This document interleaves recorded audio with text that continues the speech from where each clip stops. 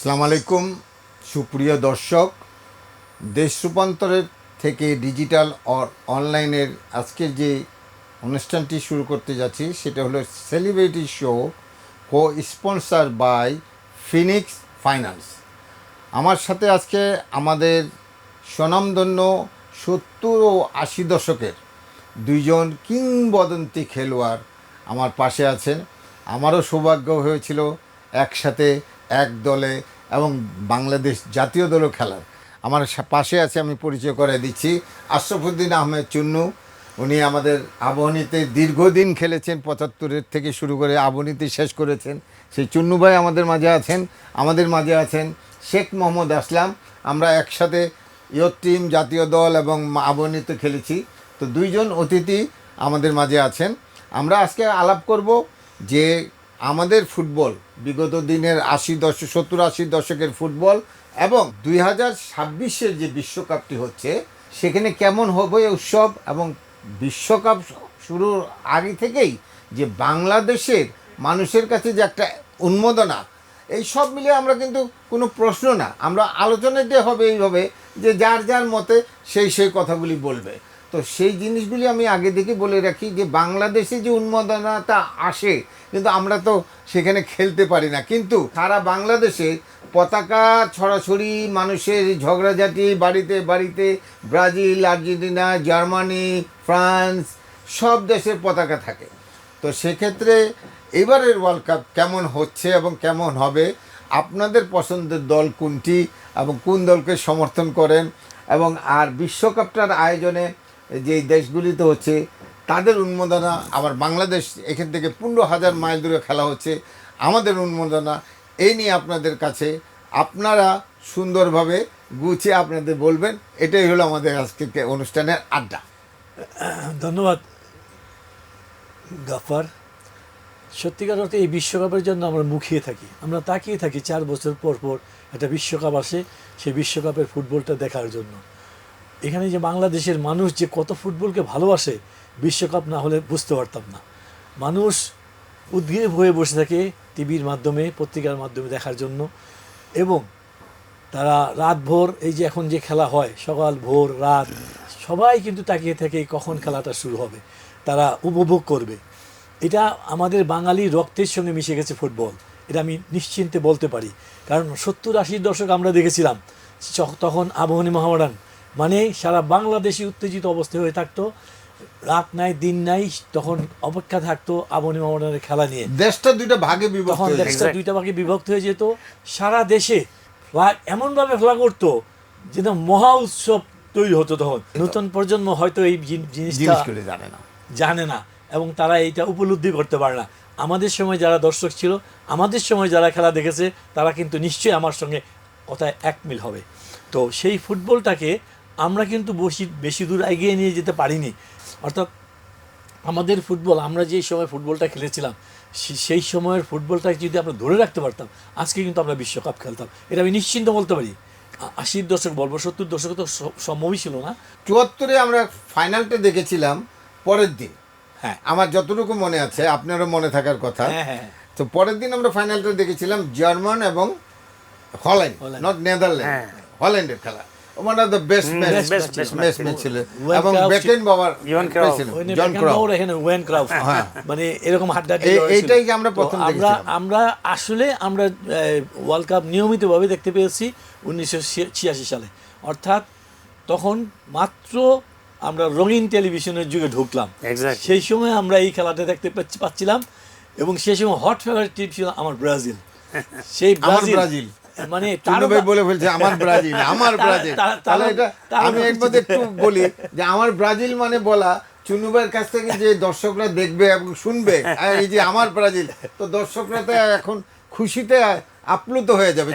আমার ব্রাজিল, ব্রাজিলের সেই সময় আমরা যে সমস্ত তারকাদের পেয়েছিলাম, সক্রেটিস, জুনিয়র, তো অনেক খেলোয়াড় ছিল যাদেরকে নিয়ে এই পর্যন্ত বিশ্বকাপে যত ব্রাজিলের টিম আসছে তার মধ্যে অন্যতম ছিল 86-এর বিশ্বকাপের ব্রাজিল।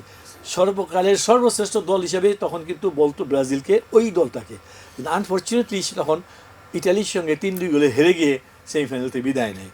তো তখনই আমরা নতুন টেলিভিশন যুগে আসলাম, রঙিন টেলিভিশন যুগে আসলাম, তখন আমরা বন্ধু বান্ধব মিলে, তখন তো এত টেলিভিশন ছিল না, যার বাসায় টেলিভিশনটা ছিল তার বাসায় 2, 4, 20 জন 25 জন মিলে আমরা রাত ভোর খেলা দেখতাম আর গল্প করতাম, মজা করতাম, কি যে আনন্দ পেতাম। তখন ম্যারাডোনাকে দেখলাম, হ্যান্ডস অফ গড যে গোলটা করলো ওইটাও দেখলাম। ম্যারাডোনার একচ্ছত্র যে পাঁচজন ছয়জন খেলোয়াড়কে কাটিয়ে ইংল্যান্ডের মধ্যমাঠ থেকে শুরু করে ফিনিশ করলো। তখন কিন্তু একটা জিনিস ছিল যে ব্রাজিল সাপোর্টার সব জায়গায় ছিল, তখন কিন্তু আর্জেন্টিনা ছিল না। এই ম্যারাডোনা সৃষ্টি করে দিয়ে গেল সারা পৃথিবীতে আর্জেন্টিনার সাপোর্টার, এবং সেই থেকে কিন্তু এখন একটা প্রতিপক্ষ হয়েছে আর্জেন্টিনা ব্রাজিল। এখন খুব মজা হয় খেলা দেখতে, কেউ ব্রাজিল করছি, কেউ আর্জেন্টিনা করছি। এই যে মজাটা এখন কিন্তু ফুটবলের, এই মজাটা আমাকে খুব আনন্দ দেয়। আচ্ছা, ধন্যবাদ। আরো অনেক গল্প শুনবো। এখন আমরা একটু শেখ মোহাম্মদ আসলামের থেকে শুনি, সেকাল আর একাল এবং বর্তমানে আমরা খেলা দেখছি। না, ধন্যবাদ আপনাকে গফর ভাই। আজকে এইবারের এই আসরটা আসলে একটি শান্তির বার্তা নিয়ে এসছে, কারণ সারা বিশ্ব যুদ্ধে জর্জরিত ছিল। এই ফুটবল সমস্ত দুঃখ বেদনা সব ভুলিয়ে দিয়েছে। এটা একটা বিরাট পাওয়া। তাহলে তো আমরা তাহলে ওই জায়গাটাই বলি, একটি বল, একটা পৃথিবী, একটা মহাকাব্য। ডেফিনেটলি গো হেড। এবং এবার বিশ্বকাপের সব থেকে লক্ষণীয় বিষয় যেটা আমি দেখেছি, আমরা তো আমাদের যুগে যেটা 70, 80, 90 দশকে যেটা দেখেছি সেটা হলো ইট ওয়াজ ফুল অফ স্কিল। এত বড় বড় স্কিল প্লেয়ার ছিল যেটা যারা নান্দনিক ফুটবলটা উপহার দিয়ে গেছে আমাদের। বাট এই বিশ্বকাপে আমি দেখতে পাচ্ছি যে এরা গতির উপর, স্পিডের উপর এত বেশি ধ্যান দিয়েছে।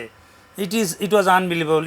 গত যে ম্যাচ জার্মান যে ফুটবল খেলেছে, ইট ওয়াজ ফুল অফ স্পিড। এই জায়গাগুলোতে নিউ জেনারেশন যারা আসছে তাদেরকে স্যালুট করতে হয় যে এই গতির সঙ্গে তারা তাল মিলিয়ে ফুটবল খেলছে।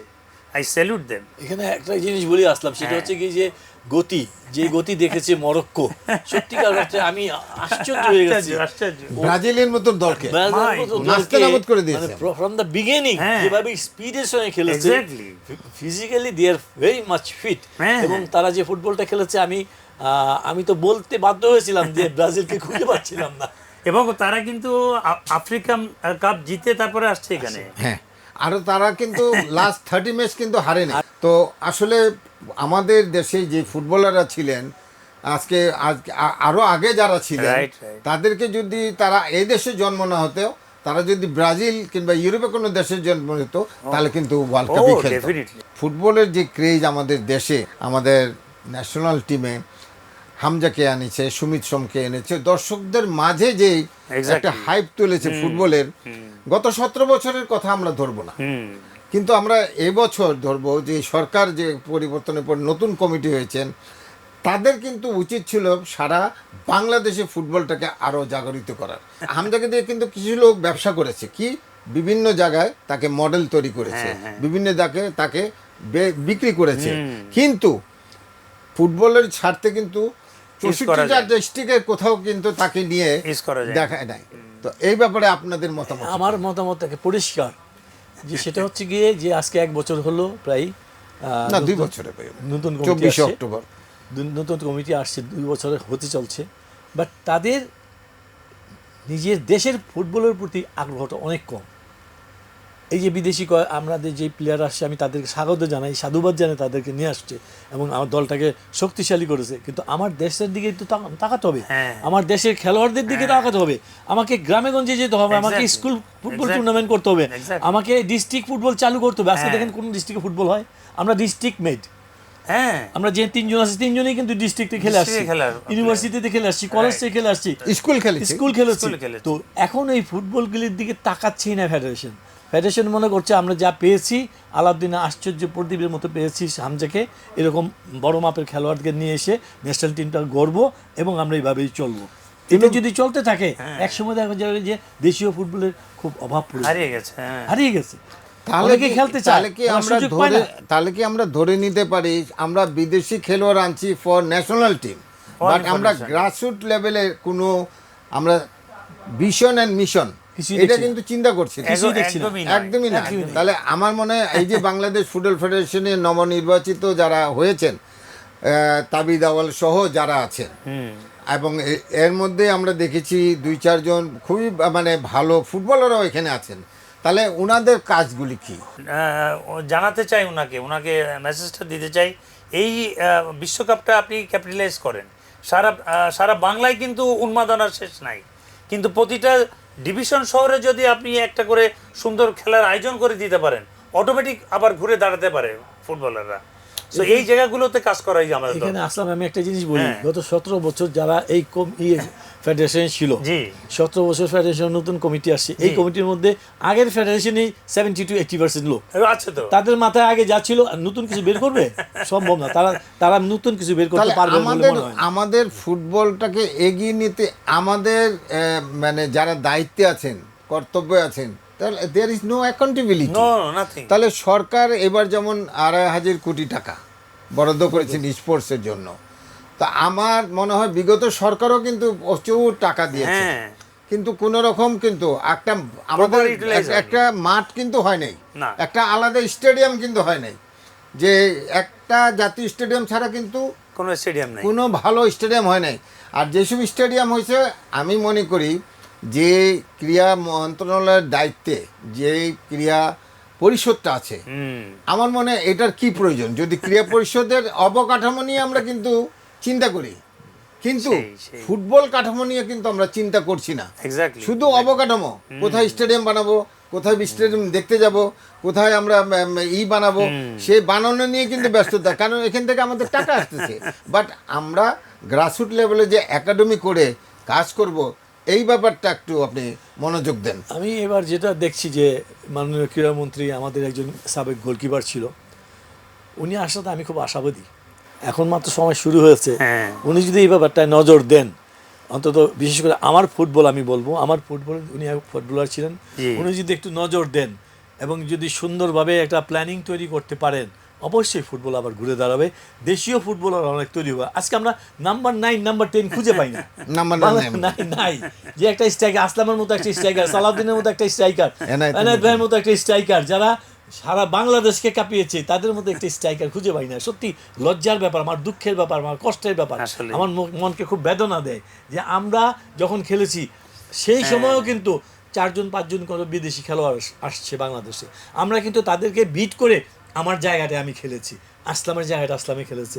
তো আমরা যখন পেরেছি, এখনকার ফুটবলাররা পারবে না কেন? সেই অনেক, এখন কিন্তু ফুটবলে অনেক সুযোগ সুবিধা, ক্লাব পর্যায়ে যারা খেলে তাদের অনেক সুযোগ সুবিধা দেয়। আমাদের সময় কিন্তু দিন আনতা পান্তা ফুরত, আজকে ফুটবল খেলেছি, সন্ধ্যার সময় কি নাস্তা করবো, রাত্রে কি খাবো, সেই খবর আমাদের নিতে হতো। এক্স্যাক্টলি সেই খবরও নিতে হতো। আমার এখনো মনে পড়ে 75-এর পরে আমরা যখন প্র্যাকটিস করেছি, নাস্তা কি খাবো সেই কথাটা আমাদের ভাবতে হয়েছে। সেইখান থেকে কিন্তু আমরা পরবর্তী পর্যায়ে নিজেদেরকে তৈরি করে আমরা কিন্তু ন্যাশনাল টিমে খেলেছি, আবাহনীতে খেলেছি, বিভিন্ন জায়গায় খেলেছি। এখনকার ছেলেরা এত সুযোগ সুবিধা পাওয়ার পরও কেন পারবে না, এই প্রশ্নটা আমি রেখে দিলাম। আরেকটা বিষয় আসলামের কাছে আমি প্রশ্ন রাখতে চাই, মানে এটা সত্যিকার অর্থে সবারই কষ্ট, আমাদেরকে অনেক জায়গায় এই প্রশ্নগুলি উত্তর দিতে হয়, মানে বলতে হয় যে আমাদের ফুটবলটা কেন এরকম ঝিমিয়ে পড়েছে। একটু ইন্টারফেয়ার করে বলিস গাফফারকে, যেটা একটা অত্যন্ত গুরুত্বপূর্ণ একটা কথা, অর্থাৎ এই যে কর্পোরেট হাউসগুলি, এই যে বিভিন্ন জুট মিল, বিভিন্ন জায়গায়, বিশেষ করে আমি আমার নারায়ণগঞ্জ লিগটা খেলেছি 1973 কথাই বলি, তখন মাত্র ইন্টারমিডিয়েট পরীক্ষা দিব, তো সেই সময় নারায়ণগঞ্জ লিগে আমি অংশগ্রহণ করলাম, সেই বছর খুব ভালো খেললাম। আমাকে একটা চাকরি দেওয়া হলো আদর্শ কটন মিল, তৎকালীন সময়ে, তো 300 টাকা বেতন, 300 টাকা কিন্তু not a matter of joke in the month. তো এই আমি খেলবো 10টা ফুটবল খেলবো, সারা বছর আমি বেতন পাবো, অফিসে যাওয়া লাগে না। ঠিক চুন্নু ভাইয়ের মতো আমি বলি, প্ল্যাটিনাম জুবলি জুটমিল আমাকে, আমি অ্যাথলেট ছিলাম, অ্যাথলেটিক্সের জন্য আমাকে চাকরি দিয়ে দিল। আসলাম কিন্তু খুব 100 মিটার রানার, আমি ঢাকা বিশ্ববিদ্যালয়ে আমরা 78 আমাকে মাসে 1000 টাকা করে দিত। এই টাকাটা আমার মায়ের হাতে আমি দিতাম, এবং ওই যে উৎসাহিত হলাম আমি, ওর পরে আর পিছিয়ে তাকায় নেই। এই ধরনের এই শুরুটা, বিগিনার্স যদি একটা সুন্দর স্পিডি হয়, তাহলে আমার মনে হয় দেশ আরো সামনে এগিয়ে যাবে। তার মাধ্যমে আমরা এই ফুটবল ফেডারেশনের দৃষ্টি আকর্ষণ করে আমরা বলতে চাই যে এটা অতি সত্বর এটার একটা বিহিত করা উচিত, এবং কিভাবে এটা আরও বেগবান করা যায়, এই ক্লাবগুলোকে কিভাবে স্বয়ং সম্পূর্ণ করা যায়, সেই দিকে অবশ্যই আমাদের ধ্যান দেওয়া উচিত। আসলাম, আমার মনে হয় চুনু ভাই, আপনার তো মনে পড়ে 1980 সালের থেকেই শুরু হয়েছিল pioneer football league. Final football league. এবং দেখেন আপনি That was one of the best system. MLE হ্যাঁ। এরকম বড় বড় খেলোয়াড় কিন্তু এখান থেকে বেরিয়ে বেরিয়েছে, এসছে। মুন্না। Right. এই যে এখন কিন্তু ঢাকার থার্ড ডিভিশন, আমি কিন্তু থার্ড ডিভিশনে খেলে বড় হয়েছি, সেকেন্ড ডিভিশনে খেলতে হয়নি, আমি ফার্স্ট ডিভিশনে গিয়েছি। মাশাআল্লাহ। এই যে মাঠগুলিকে গ্রাস করে ফেলেছে। আর সবচেয়ে খারাপ জিনিসটা যদি আপনাদের কাছে এখন মানে আমরা যদি বলে রাখি, এই ক্লাবটাকে ক্লাব পাড়া বানিয়ে দিয়ে এই ক্লাবটাকে ধ্বংস করে দিয়েছে। একদম। রাইট। যে জিনিসটা আমার কাছে মনে হয় যে আমরা শুধু নাম কষ্ট প্রফেশনাল হয়েছে, প্রফেশনালের যে ক্রাইটেরিয়া আমার দৃষ্টিতে 100 ভাগের 2 ভাগও ফুলফিল হচ্ছে না। বা ফুলফিল করতে পারছে না। নাম কষ্ট প্রফেশনাল করেছে, বাট এই প্রফেশনাল ইজমটা যদি না আনি ফুটবলে, হ্যাঁ। তাহলে কিন্তু ডেভেলপমেন্ট হবে না। ক্লাবগুলিও তার ফেডারেশনের বাইরে যেতে পারবে না। তো সেই ক্ষেত্রে এখনও সুযোগ আছে, সময় আছে।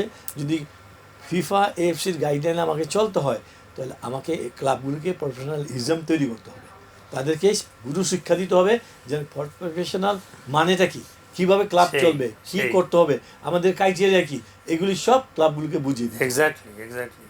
আরেকটু কথা বলে রাখি চুন্নু ভাই, আপনি আমি সবাই কিন্তু বিদেশের বহু খবর ফুটবলে দেখেন, প্রফেশনাল ফুটবল শুরু করছে, there is no benefit of the club. হ্যাঁ। What is the benefit? Club player কিন্তু 1 কোটি টাকা পাচ্ছে, বাট এরা যদি 10% টাকা যদি ক্লাব পেত ট্রান্সফার ফি, এটা কিন্তু নিয়ম আছে। তাহলে ফুটবল ফেডারেশন কি করছেন? এই যে আর তারপরে কি প্লেয়াররা ট্যাক্স দিচ্ছেন কি না? প্রফেশনালিজম যদি আর না আসে, আমার কথা হলো যে ফুটবলার 80 লক্ষ 1 কোটি টাকা দিচ্ছি, বিদেশি খেলোয়াড়দেরকে টাকা দিচ্ছি, বাট ট্রান্সফার করতেছি ক্লাব টু ক্লাব, কোনো লাভ হচ্ছে না। তাহলে আমাদের ক্লাবের কি হবে? ক্লাব তো ওই ধরনের কোনো কিছু আয় করতে পারছে না। ওই তো নিয়মের মধ্যে ফেলতে নিয়ম না মেনে। যাই হোক, বলে দিলাম, মনে হয় আমরা আগের কথাগুলি শুনেছেন, বলেছেন, খুব ভালো লেগেছে। আসেন আমরা আজকে খেলাগুলি কথা বলি, ওয়ার্ল্ড কাপে। তারপরে রঙিন টিভি 82-তে আমরা প্রথম দেখছি সাদা কালো টিভিতে, কয়েকটা ম্যাচ দেখেছি, ফাইনাল ম্যাচ দেখেছি। তো এই ক্ষেত্রে আমি একটু বলতে চাচ্ছিলাম যে আসলে দেখেন, ভেরি স্যাড, ইউরোপের ফুটবলে যে 4 বারের চ্যাম্পিয়ন ইটালি, পরপর 3 বার কিন্তু আসতে পারলো না কোয়ালিফাই। যেই পলরিসিকে জেলখানা থেকে বের করেছিল ম্যাচ ফিক্সিংয়ের জন্য। আমরা কিন্তু আজকের কথাগুলি কিন্তু বলছি কাদের জন্য? যে ইয়াং জেনারেশন যেন জানুক যে দলের জেলখানা থেকে বের করে একটা কোচের কিন্তু বিরাট ভূমিকা। দেশের প্রেসিডেন্টকে বলে তাকে স্পেশালি জেলখানা থেকে বের করে এনে তাকে টিমে দিয়েছে, এবং সে গোল্ডেন বল পেয়েছে, গোল্ডেন বুট পেয়েছে, ব্রাজিল হেরেছে এবং ইটালি চ্যাম্পিয়ন হয়েছে। তো এই কথাগুলি আজকে আমরা আসলে আলোচনা করছি। তো আমরা শেষ দিকে চলে আসছি। তো আমাদের এই যে প্রতিদিন 5টা করে ম্যাচ হচ্ছে, আজকে ম্যাচও আছে। সেই ম্যাচগুলি বিশেষ করে আমি প্রশ্ন রাখবো, আজকে স্পেনের ম্যাচটা আপনাদের কি মনে হচ্ছে? স্পেনের ম্যাচটা সেটা হচ্ছে কি, স্পেন ইউরোপে ল্যাটিন আমেরিকার আদলে যে ফুটবলটা নিয়ে আসছে, অর্থাৎ একসময় ইউরোপ ছিল হিট অ্যান্ড রান ফুটবল, সেই ফুটবলটাকে নিয়ে আসছে স্পেন। তো স্পেন চ্যাম্পিয়ন হয়েছে, অনেক নামি দামি খেলোয়াড় ছিল, সেখান থেকে কিন্তু এখন একটা নতুন টিম আসছে। আগে সেই প্লেয়াররা নেই, নতুন প্লেয়ার আসছে, নতুন প্রজন্মের খেলোয়াড় আসছে, যারা ইউরোপিয়ান লিগে খেলছে, বার্সেলোনাতে খেলছে, রিয়াল মাদ্রিদের একটা খেলোয়াড় নেই যদিও। বাট কথা হচ্ছে স্পেন সাচ এ টিম, তারা গুছিয়ে ফুটবল খেলে, যে ফুটবলটা মানুষ দেখতে খুব মজা পায়, খুব আনন্দ পায়। তো আর আমি বিশ্বাস করি স্পেন তার ধারাবাহিকতা বজায় রাখবে। চ্যাম্পিয়ন হবে কি হবে না সেটা বড় কথা নয়, খেলা দিয়ে মানুষের মন জয় হবে। আসলাম, আজকে আমাদের পরাশক্তি যদি বলি, যেমন গত বছর আমাদের সৌদি আরব দল কিন্তু প্রথম আর্জেন্টিনাকে হারিয়েছে। এটা কিন্তু মানে মিরাকেল ব্যাপার না, শুধু সারা বিশ্বে তাক লাগিয়ে দিয়েছে যে 1 গোলে হারিয়েছে। আর্জেন্টিনার মতন আর্জেন্টিনা কিন্তু ডিফেন্ডিং চ্যাম্পিয়ন, হ্যাঁ। আর্জেন্টিনা কিন্তু ওই বছর 2022 চ্যাম্পিয়ন হয়েছে। চ্যাম্পিয়ন হয়েছিল। আজকে কিন্তু সৌদি আরব আর উরুগুয়ে 1930-তে যদি প্রথম বিশ্বকাপ ওয়ার্ল্ড কাপ, নিয়ে সেটা ছিল রোমিও জুলিয়েট, হ্যাঁ। এখন এটা ওয়ার্ল্ড কাপ হয়েছে। হ্যাঁ। তো এইখানে তোমার চিন্তাধারা কি, না ম্যাচটি কেমন হবে? ম্যাচটা জমজমাটই হবে, সৌদি ওরা ছেড়ে কথা বলবে না। সৌদি কথা বলবে না, কিন্তু উরুগুয়ের নাম তো, উরুগুয়ে ডাকসার তারপরে অনেক খেলোয়াড় আছে, ওরা ওদের ওখানে কিন্তু জমজমাট একটা লিগ হয় কিন্তু, জমজমাট হ্যাঁ, যার লিগ ফলে হয়, ওদের যে প্লেয়ারগুলো অনেক ম্যাচিউর এখন অনেক কম্পিটিটিভ, অনেক ম্যাচ অনেক কম্পিটিটিভ। এখন ফুটবলটা এমন একটা জায়গায় হ্যাঁ রয়েছে না, হ্যাঁ প্রত্যেকটা টিম এমন সুন্দরভাবে মাঠে নামে যে সাজিয়ে গুজিয়ে নামে, আমি গোল খাবো না, গোল দিতে না পারলে আমার গোল ঠেকাবো, এরকম একটা মনোভাব নেই। আপনি দেখেন প্রত্যেকটা টিমই কিন্তু নিচের থেকে গোলকিপার নিচের থেকে বিল্ড আপ করে আস্তে আস্তে আস্তে বিল্ড আপ করে একদম, স্পেস খোঁজা, একদম। এগেনস্ট টিম তাদের ডিফেন্সকে পোক্ত করার জন্য 11 জনের নিচে নেমে যায়। এই যে খেলাটা এখন খেলাটা বলতে অনেক ডিফিকাল্ট, টোটাল ফুটবল ফুটবল অনেক ডিফিকাল্ট, একটা সিলি মিস্টেকে গোল হয়ে যায়। একটা সিলি মিস্টেক, গতকালকে maximum- যেটা হ্যাঁ। জার্মানি জার্মানি খেলছে, খেলছে। Just one silly mistake get goal. তো এরকমই হবে, আজকের ম্যাচও এরকম খেলবে, সৌদি আরব আরব। ভালো খেলবে, খারাপ খেলবে না। আজকে মানে ইউরোপের one of the best team আমরা যদি বলি বেলজিয়াম, হ্যাঁ তারও খেলা কিন্তু Definitely, আছে, definitely. ভালো টিম, কিন্তু তারা কোনো সময় কিন্তু Semi-final সেমিফাইনালে খেলছে, ফাইনালে উঠতে পারেনি। যাই হোক, তো আমার কাছে একটা শেষ আমাদের আড্ডার একটা কথা হলো যে আপনাদের মাধ্যমে, আসলামের মাধ্যমে দেশবাসীর কাছে একটা অনুরোধ থাকবে, খেলার মাঠে খেলাকে খেলা হিসেবে নেবেন, এক্স্যাক্টলি। দর্শক সমর্থক সবাই থাকবেন, কিন্তু কোনো যেমন অঘটন, কোনো রকম সহিংসতা যেন কারোর সাথে কেউ না করে, Very nice. কারো মায়ের বুক খালি না হয়, Exactly. কারো ভাই না চলে যায়, এই ব্যাপারটা আপনারা দর্শকদের উদ্দেশ্যে বলবেন। না, আমি দর্শকদের বলবো যে ফুটবল এমন একটি খেলা, একটা নির্মল আনন্দ, 90 মিনিটসের খেলা, অল্প সময়ের খেলা, আপনারা আনন্দ করবেন, আনন্দ উপভোগ করবেন, কিন্তু হিংসার দিকে জড়াবেন না, কারণ দিন শেষে কিন্তু টুর্নামেন্ট শেষে কিন্তু একটি দলই চ্যাম্পিয়ন হবে, দুইটি দল চ্যাম্পিয়ন হবে না, সেটাকে মেনে নিয়ে আপনারা খেলাটি উপভোগ করবেন।